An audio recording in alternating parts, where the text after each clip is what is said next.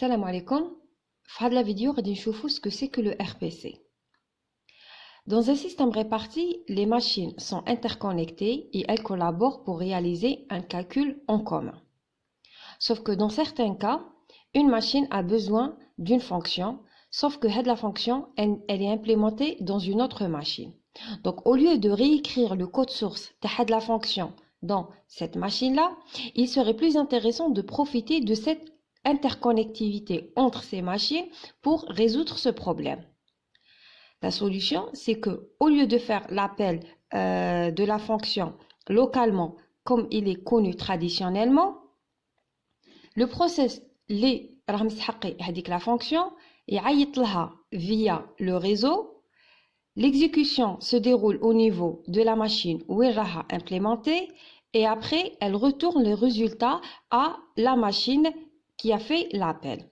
Donc l'appel ou le retour, ils vont avoir au niveau d'un site et l'exécution se déroulera dans un autre site. Le RPC, il a été inventé pour ça. Alors, le RPC veut dire Remote Procedure Call, c'est-à-dire l'appel de procédure à distance. L'objectif du RPC, c'est de dissimuler l'appel qui est réalisé à distance et donner l'impression au programmeur qu'il a été réalisé localement, c'est-à-dire un appel de procédure normale.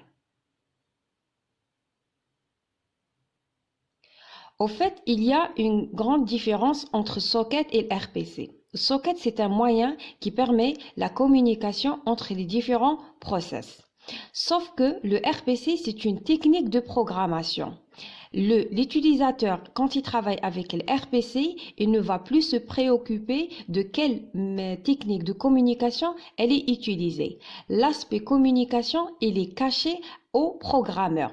Ce dernier, il ne va se préoccuper que de l'aspect programmation, c'est-à-dire comment l'appel de la procédure est réalisé et comment le résultat va être retourné.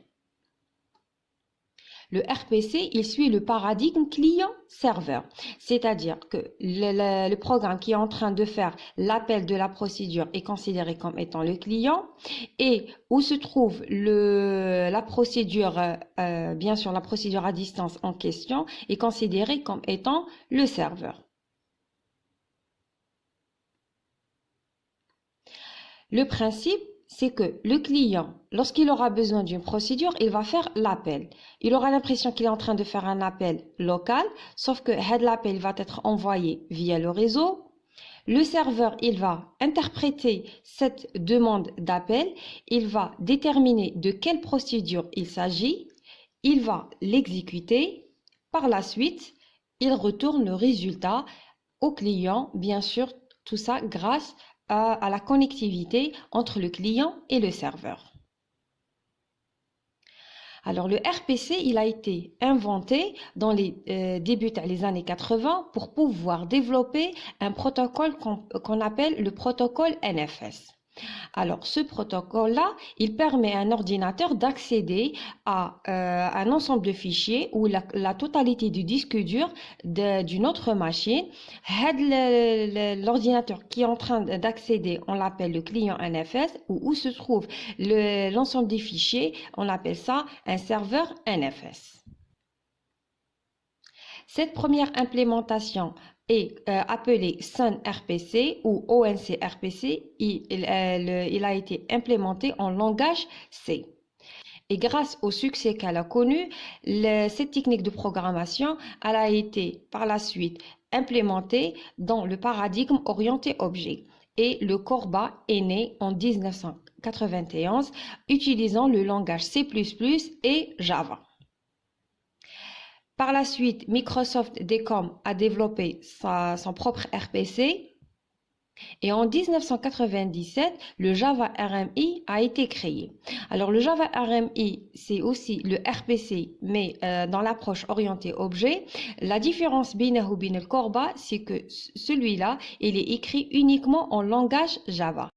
Ainsi, il est devenu le principal concurrent de Corba. Dans la mesure où le RPC il a été écrit en C, c'est pour cela qu'on parle de appel de procédure. Dans le cas du Java RMI où on est dans un langage orienté objet, on parle plus d'appel de procédure, mais plutôt d'invocation de méthode.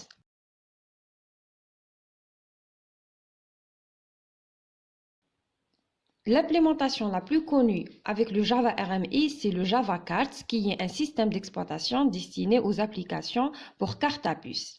Alors, par exemple, une carte à puce, la puce, elle est écrite, plutôt, la carte à puce, elle est implémentée en utilisant le Java Cards suivant le technique du Java RMI.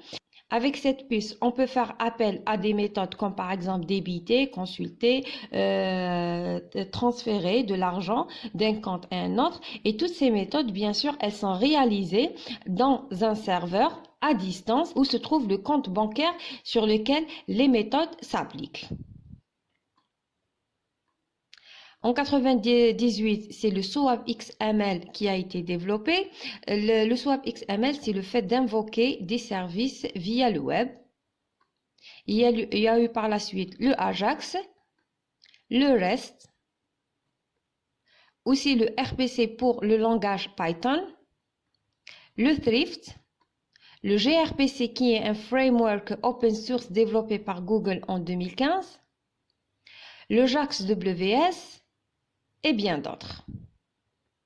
Alors le RPC, il offre de nombreux avantages comme la facilité de programmation, le fait de cacher tout ce qui est protocole de communication aux programmeurs et bien sûr la facilité de mise en point, c'est-à-dire de pouvoir faire appel à une procédure ou invoquer à une méthode depuis plusieurs sites.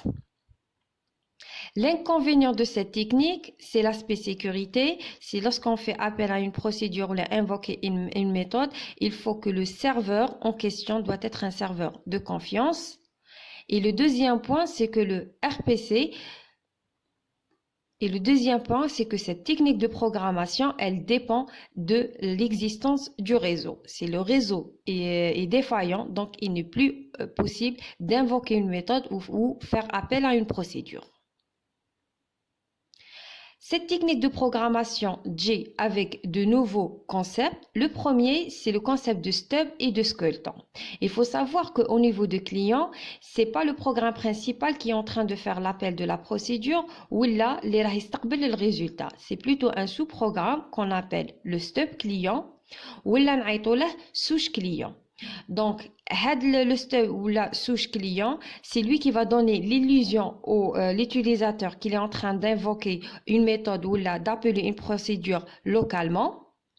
Et bien sûr, c'est lui qui va gérer la connexion, c'est-à-dire où il va dire l'appel et la réception du résultat. Côté serveur, celui qui va interpréter la requête ou bien sûr déterminer de quelle procédure il s'agit et envoyer le résultat, on l'appelle le skeleton serveur ou le talent ou le stub serveur. Donc, lui aussi, il va gérer la communication avec le stub client pour réceptionner l'appel et envoyer les réponses. Un deuxième aspect qui vient avec cette technique de programmation, c'est que comment les données sont représentées. Lorsqu'une procédure est appelée, des données sont passées comme paramètres de cette procédure. Donc, le client va des données les serveurs. Du côté serveur, il a obtenu lorsque le résultat est calculé, donc il va envoyer le résultat au client. Sauf que dans certains cas, le serveur et le client tournent dans deux systèmes d'exploitation complètement différents. On parle d'hétérogénéité entre les systèmes. Le codage de données qu'ils utilisent, il va être complètement différent. Par exemple, le serveur استعمل un codage et le client استعمل un autre codage. Le serveur استعمل un codage des entiers sur 32 bits et le client استعمل un codage des entiers sur 64 bits. Le problème, en utilisant cette technique de programmation, un format intermédiaire doit être utilisé pour représenter les données. Et on parle de sérialisation ou là le marshalling. Comment ça marche? Alors, par exemple, dans le cas du ONC RPC, c'est-à-dire le RPC qui est implémenté en langage C, le premier RPC qui a été développé. Lorsque un appel de procédure est effectué, la première des choses, c'est que les paramètres de la procédure, on prend un titre exemple le X et le Y, radé. La première étape, c'est que le step client, il va les coder en format XDR. Par la suite, il va faire appel à la bibliothèque RPC pour faire l'appel. Au niveau du serveur, le squelette serveur, il va recevoir les données en format XDR. Donc, il pourra les décoder et les représenter en format qui est compréhensible par la machine. La procédure à distance, elle va faire son calcul et elle retourne un résultat. Donc, avec le résultat, avant d'être transmis au client, donc la première des choses, c'est que le squelette, il va le coder, ça veut dire il va faire le marshalling ou la sérialisation. On va y veiller le réseau. Donc, le step client, il va réceptionner les données dans un format intermédiaire, il les décode et il l'envoie au programme principal. Dans le cas, par exemple, du Java RMI, les objets, ou plutôt la classe d'objets doit être déclarée sérialisable.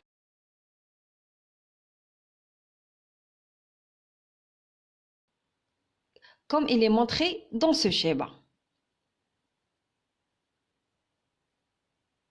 Donc, c'est un schéma récapitulatif sur les différentes étapes qui vont être réalisées pour faire un appel de procédure. Dernier point, c'est que le client, quand il va faire appel à une méthode ou à une procédure, la question qui fait la procédure ou la méthode, elle est accessible à distance et comment il a connu le nom officiel de la méthode ou de la procédure et comment il a pu obtenir ces informations. Alors, il faut savoir que avec cette technique de programmation, un nouveau concept يجي un annuaire ou un registre ou un dictionnaire. Tout dépend de l'implémentation de cette technique et de quel vocabulaire elle utilise. Mais sinon, c'est le même principe. C'est que les procédures qui sont accessibles à distance ou des méthodes, si on parle du paradigme orienté objet, doivent être enregistrées dans un annuaire. Par exemple, dans l'implémentation ONC RPC, chaque procédure, elle est identifiée par son numéro, le numéro du programme où elle est implémentée, parce qu'une procédure, elle est écrite à l'intérieur d'un programme et d'un numéro de version. C'est quoi le numéro de version? La procédure, elle va être écrite dans un programme. Quelque temps après, l'utilisateur, par exemple, il veut optimiser la procédure, il va apporter des changements. Donc, toute modification dans le code source de la procédure ou le programme considère qu'il s'agit là d'un nouveau programme. Donc, il y a une autre version, version 2, version 3, version 4. Bien sûr, l'enregistrement de les procédures ou des méthodes, celui qui est en train de le faire, c'est le squelette. Donc, c'est le responsable aussi de l'enregistrement de les méthodes ou des procédures. Ainsi, le stub client, avant de faire l'appel de la procédure ou invoquer la méthode, tout d'abord, il doit consulter l'annuaire pour obtenir les informations concernant la procédure, par exemple, ou la méthode, par exemple, le nom exact de cette procédure, le nombre de paramètres, etc. Alors, une fois il a obtenu, l'appel de procédure ou l'invocation de méthode peut être réalisé.